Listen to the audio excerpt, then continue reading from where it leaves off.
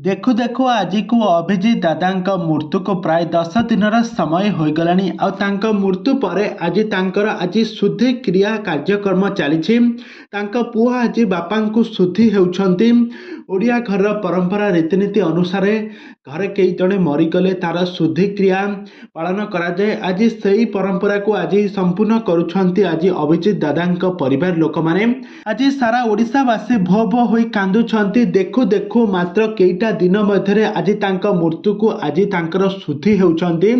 दर्शक बंधु आपण तो समस्ते जानिथिबे ओडिशार सुनामधन्य कंठशिल्पी तथा संगीत निर्देशक अभिजीत मजुमदार को आपण माने समस्ते जानिथिबे। तांका कंठरू आपण माने बहुत सुंदर सुंदर गीत शुणुथिबे।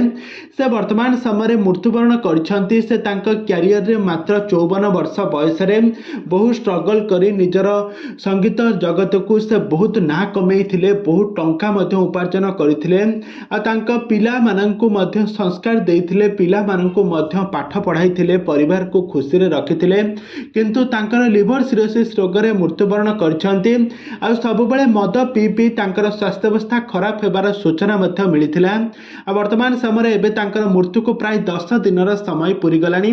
आ 10 दिन परे आज तांका परिवार लोक माने तांको पाली थिले। आ वर्तमान समय बापा शुद्धि क्रिया करुछंती तांका पुओ आपण माने एठार देखि पारुथिबे।